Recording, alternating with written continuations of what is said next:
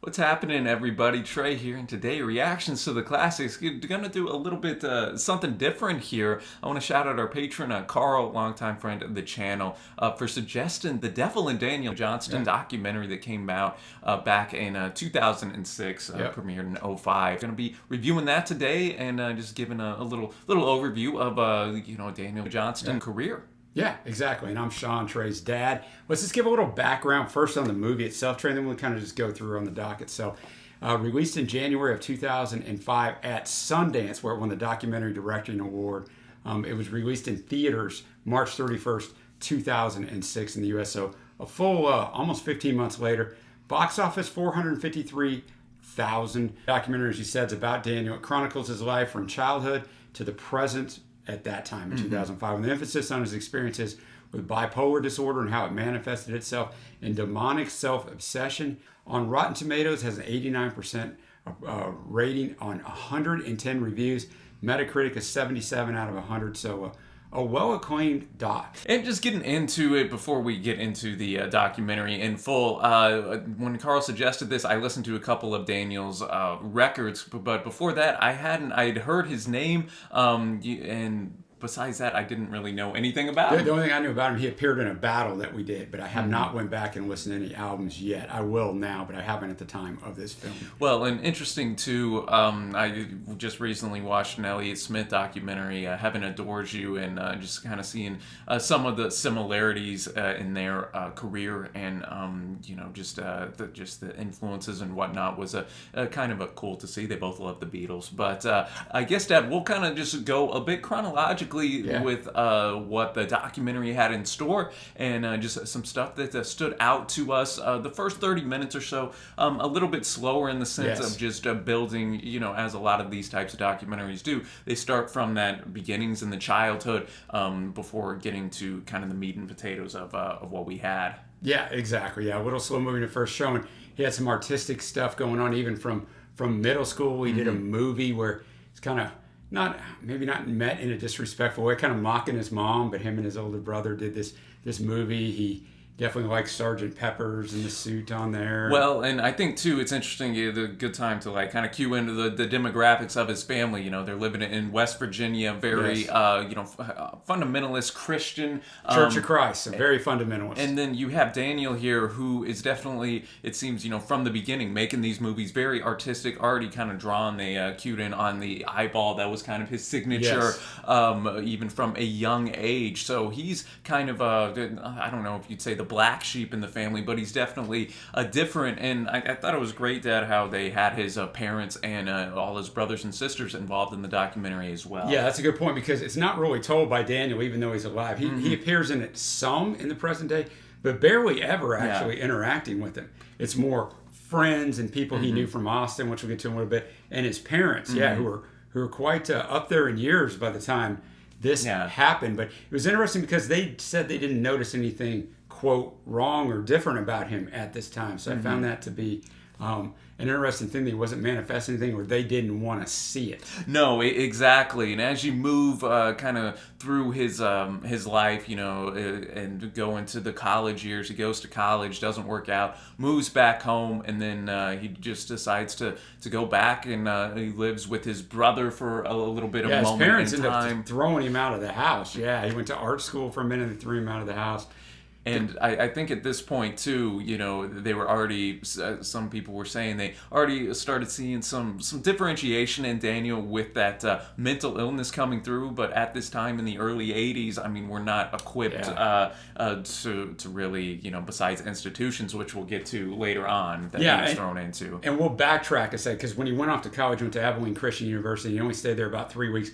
And that's where they noticed that he just dropped off. But then when his parents went and got him and he came back home, they said he seemed normal for a while. That structure kind of comes back together. Yeah, so then they didn't think anything of it again, Trey. Just like you're saying, no one was aware of this stuff. So he goes to Houston, works in Astroworld, stays with his brother, stays up all night writing music. They show he goes out to the garage and takes his brother's weight bench and puts his keyboard on there, starts writing music, and just continues to do this. And his brother's like, dude, you can't stay up all night. No, exactly. And I think this is a good point to key in on the process that Daniel did. I mean, he's a true, I think, punk at heart more than a lot of punk artists because he is DIY. He is do-it-yourself. He is. He was even noting in some of those early cassettes, he would literally just record them every single time because of the equipment at the time not able to copy them over easily. So, here Daniel is recording all these tracks and then just going out, handing them out and to anybody he can find and wants to just kind of get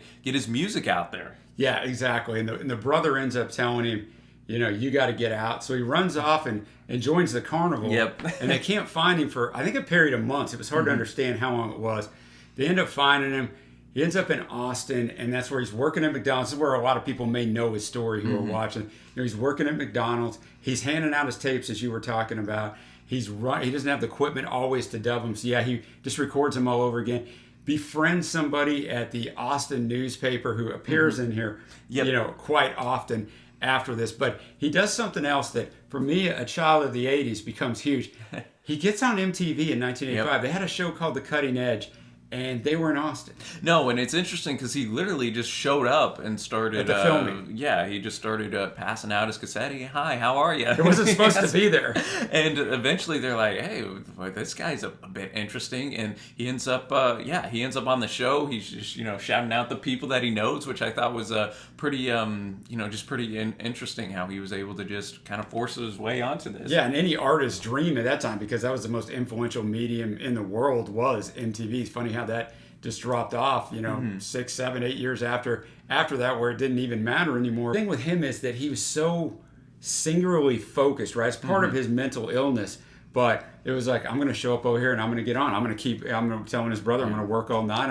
I'll just do another cassette if I don't have enough to dub these over. I'll just record a whole, it's singularly focused, which is part of what drove everyone crazy, and Daniel crazy doing his thing, but also what made him memorable and made him so good at his craft. So that's 85 and 86 in that Austin scene, which is nothing like it is nowadays, but the Austin scene started to take off in the independent music. He wins Songwriter of the Year and Folk Artist of the Year in 1986. No, and it's interesting too, if you're not familiar with Daniel's music, I mean, it's very lo-fi, very raw, especially these early 80s records, early mid-80s records, where it's usually just him at a piano or the chord organ, just whatever he could get his hands on. He later moves to the guitar. It has that raw capability to it, and yet he's so pure and almost childlike. I was going to say, that's it. His delivery is childlike. If you hear it and you've never seen him or never heard his music, you can be like, what the heck is going on here? And, I found it interesting, too. I think this is a good point to bring up. We had all the MTV footage, but, I mean, just his family documented so much stuff, pictures and video and home video. It's impressive for them. And even when he's not with the family, some of the stuff we're going to get into in a little bit, when we kept saying, it's like, I don't know how all this is getting filmed. We'll get to that story and what about some of the other things, but so much of the stuff is filmed. It's crazy, and sometimes Daniel's probably the one filming it, but sometimes he's in the shot, and it's like, well, who the heck is filming this? But it makes you able to do a doc like this where you don't have to recreate everything because you're living through it with them. But I can't tell you enough, this generation's used to having an iPhone with them all the time. Yeah. We had a big old bulky camera, like who is carrying around documenting this? But really interesting. So we'll kind of close down the Austin chapter, but he befriends a group called Glass Eye, and he becomes romantically involved sort of with Kathy from Glass Eye. And she tells a lot of the story of Austin. She's able to go back through and tell how great his songs were, but also kind of how unhinged he was. They went out for, quote, a couple weeks, and when he introduced her to his parents as his fiance, and that's when she figured out there was stuff off with him, look, we can be friends, but we can't be anything more than that. No, and that was kind of Daniel's second muse, so to speak. His big muse, which is a big part of his story, is Lori,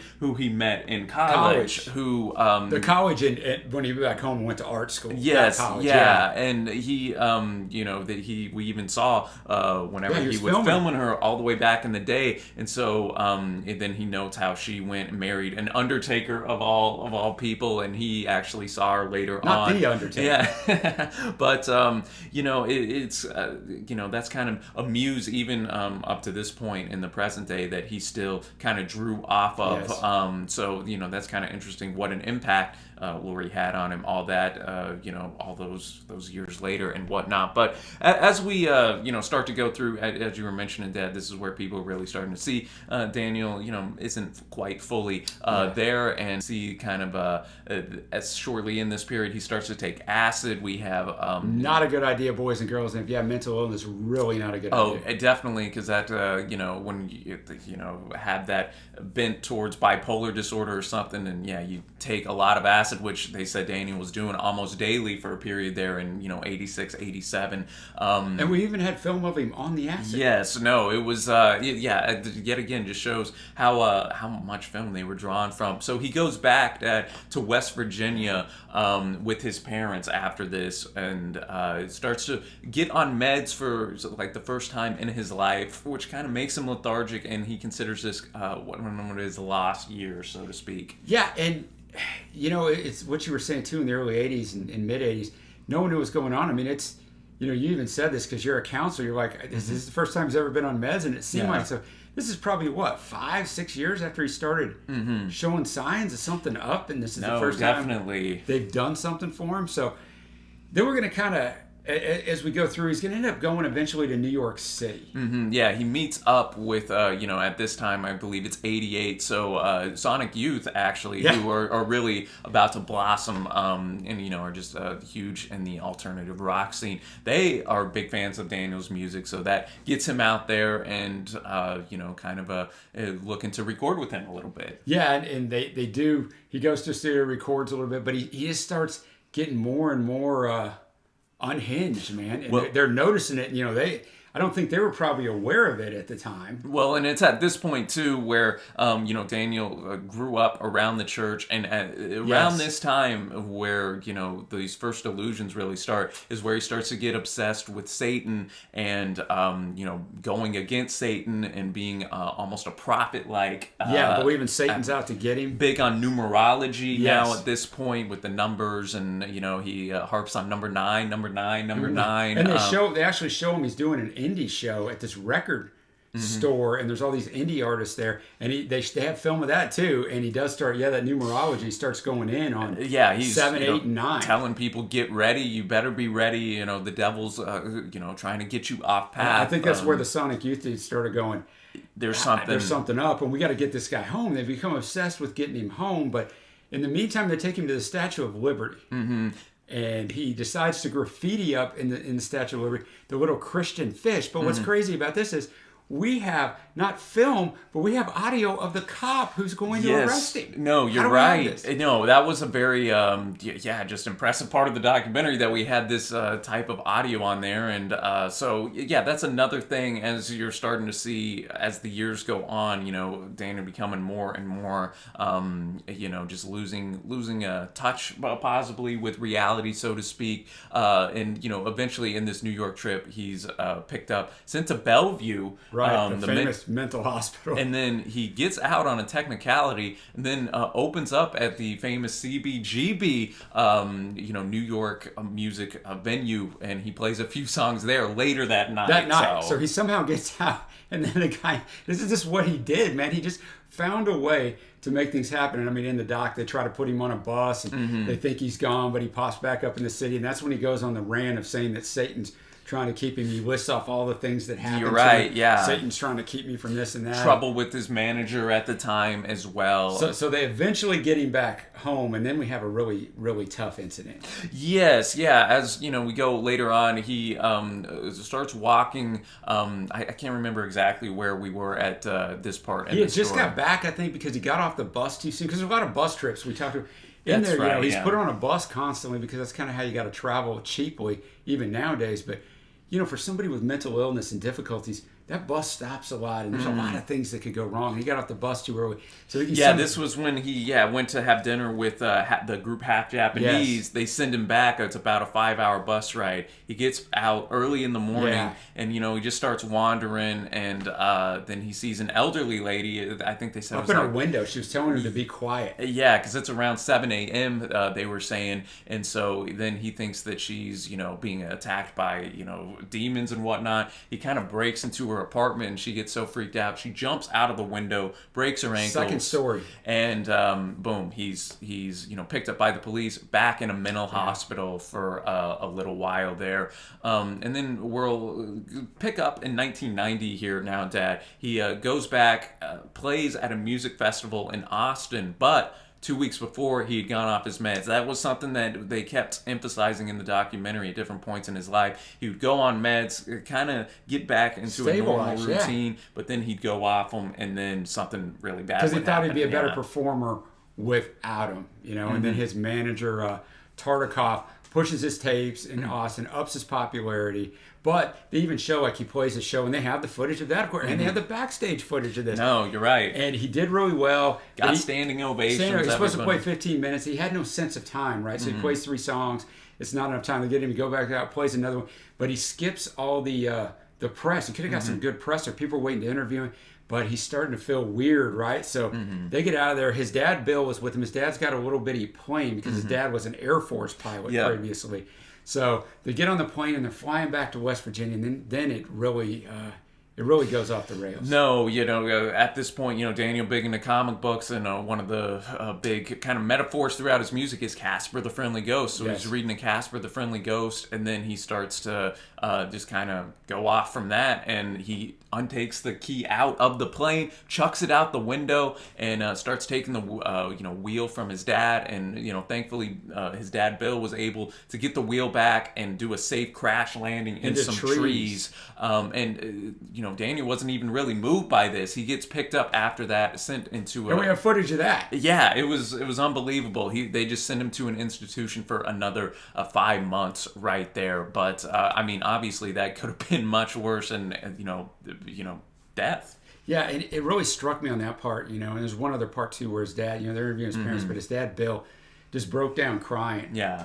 Because even he's an old man at this point, but just the pain of, I think knowing that his son had this talent, he was about to hit it big, but once again, over and over, this mental illness just hits, and it hit in a way it never hit before, where it could have killed him, and he just 2 steps forward, 8 steps back. You're right. So then we kind of fast forward a little bit to where probably most people who even knew, who know who he is, interest in him increased when Kurt Cobain was frequently photographed. And I thought it was just once, but they show in the... there's a lot of different, and where he's wearing the 1983 Hi, How Are You? Just the famous little creature that Daniel drew.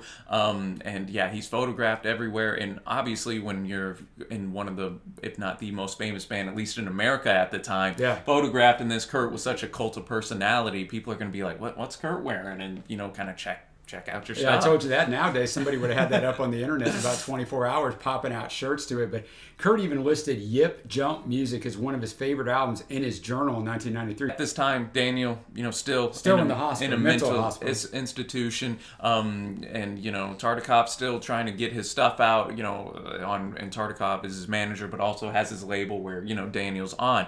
But now we get some major label interest in here. You have Elektra Records coming, and they actually go into the mental hospital and meet with Daniel. They have a 45-minute meeting. Ooh, just unbelievable. They draft up this long-term contract, not just for an album, but for many records. And, they said it was probably the single most in favor of an artist contract ever, because they said you don't got to tour, you don't really got to promote, just knowing his illness and stuff. And we'll provide you help for all kinds of things. And, you said all the magic words there, Trey. An artist-sided contract just doesn't happen. We know music history very well and come across many of them. So right before he's about to sign this, Multi-Records, he decides he can't do it because Metallica is on this label, and he believes Metallica is of Satan, which, if you watch his channel, I don't really care for Metallica very much, but I don't believe that they're of Satan. So he kind of flips out on that, flips out on Jeff Tartikoff, who's been not only, as you said, his label guy, but his manager for 7 years, but pushing his stuff out in Austin, his stuff, really made it his life. Others talked about in the documentary, like Jeff was all in with him, made it his life. Ends up firing him. There ends up being a bidding war between Atlantic and Elektra. Eventually, he signs with Atlantic in February of '94. That September, he releases the album Fun, produced by Paul Leary of the Butthole Surfers. Commercial failure, Trey. Only sold 5,800 copies, and that was it. That was the only major label release. He was dropped in June of '96. After that, moved back with his parents, and got a little bit more of a routine. One of those things where they kind of said in the documentary, it's just kind of in Dan's life where you get up, something to good happen, and then self-sabotaging or whatever the case may be, the mental illness comes up, something just doesn't break your way, and more tragedy strikes, so to speak. Yeah, and they weren't living in West Virginia. They were living in a small town called Waller, Texas. Yeah, that's right. Which, even though we're in Texas, we had to look up where Waller was. I know a lot of little towns here. So Daniel ends up getting in this little band, and they even have footage of this little garage band, so to speak, and he's singing with them at the time. That this doc ends. He's living in the house with his parents. His parents even talk about they get up at 7 a.m. because he doesn't get up till the afternoon, and that gives him some time without him, because when he gets up, he's kind of difficult to deal with. Not horribly, but he is difficult to deal with. But they take him to church at least once a week, and he goes and practices with his band at least once a week, and they take him shopping or to the Walmart at least once a week. Well, and at this point too, early 2000s, he even went to Sweden. He started touring, and these people are singing his songs. That kind of cult fan base has grown a little bit, which had to be encouraging for him. And this is still, we got to mention, this is pre-YouTube, pre-internet, pre-Spotify. Like, he could have become huge. Like, for him to grow like this in really such a difficult way of cassette trading and word of mouth was so difficult back then. No, and at this point too, they show in the documentary, like in present day, he had art, his art shows kind of, he went back to Austin to do that, and it's kind of impressive. He sold out all of his art stuff as well. So now we come to the end of the documentary. His parents and him are just kind of outside, and they're just talking. So that's 2005. But then I did research, like, well, let's see what happens next, and through the years, he started touring extensively. His artwork really took off, shown in galleries in London, New York. 2009, an iPhone platform game came out featuring his art and music. In 2012, he released his first comic book, which he talks about in the doc that he wants to do that. He releases that, and he collaborated with skateboarding and clothing company Supreme on numerous collections of clothing and accessories, showcasing his artwork. So he just started taking off. Yeah, and in November 2015, there was another short documentary about him and his life, which was well acclaimed, and to the end of his story, man, September 11, 2019 is when he was found dead from a suspected heart attack at his home in Waller, Texas. So he just stayed in Waller, from my understanding, that whole time, and just believed that he died overnight, a day after he'd been released from the hospital for kidney problems. So that's a few years ago now that he passed away. But I think through all this, Dad, it's just what struck me most about the documentary was how he was able to overcome even all the bipolar disorder and put his authentic self into this music that has touched so many people. But I think oftentimes with people who battle these things, sometimes there's also what makes them the genius that they are. And he had such a wide range. We talk about Cobain, but even that movie, the executive producers that came out in 2015 were Lana Del Rey and Mac Miller. And then there was also a Greatest Hits that came out, and I can't remember when it was. But side one was other artists covering his stuff, including like Tom Waits and some different Yep. And then the second side was him doing the music. So, yeah, just the influence this guy had, and to be able to watch it play out live on the doc, to be able to see footage from back when he was in junior high, all the way up through, even the arrest, like we talked about, we could hear it, all the footage in New York, all the live footage, just everything that went on. A heck of a job by by the documentary Oh, makers. yeah, definitely. I quite enjoyed this. I appreciate Carl for suggesting Definitely. that it was I think even if you don't know anything about Daniel, like what we No, yeah, it's kind of the point. You're probably better off if you don't. It makes it more interesting. Going in blind, the documentary does a good job of describing, his life, his trials, his triumphs, and just how his impact has been throughout the years. And I will say, man, I haven't listened to a ton. I've listened to 3 of his records, but it is he's maybe the most authentic artist I've ever heard, where he just puts his whole heart and everything on his sleeve. He doesn't leave anything back. His songwriting's really, really good. Yeah, and so he's definitely not going to be for everybody. No. But as you mentioned, so many people been influenced by him and can see, just see when you put yourself out there like that. I think you're bound to maybe touch more people and maybe impact more people, especially if maybe they've gone through some mental stuff themselves. Well, yeah, they can relate to you because of the vulnerability in you and the flaws and the chinks in the armor, rather than having this polished, you're put together, you're always looking perfect. Thought it was really well done, and a nice thing for them to tackle, because Daniel was still not really known very much whenever they put this out. So yeah, as you said, I'll echo it. Thank you, Carl, for bringing this one. No, definitely, and let us know your thoughts on the Devil and Daniel Johnston down below, as well as your just thoughts on Daniel Johnston in general, his music and your favorite records, whatever the case may be. Spark some good discussion down there. Be sure to like the video if you enjoyed it and hit that big red subscribe button. And if you'd like to have us react to a record or support the channel in any way, you can check out our Patreon page, like our dude Carl is. That'll link down below, as well as at the end screen. But I guess that'll wrap it up for us today. That's it. We're going to be doing another one for Carl next month, Tom Dowd. So that one ought to be interesting too. No, yeah, I'm looking forward to that, man. Looking forward to that. But until next time, thanks for watching, happy listening, and we will see you.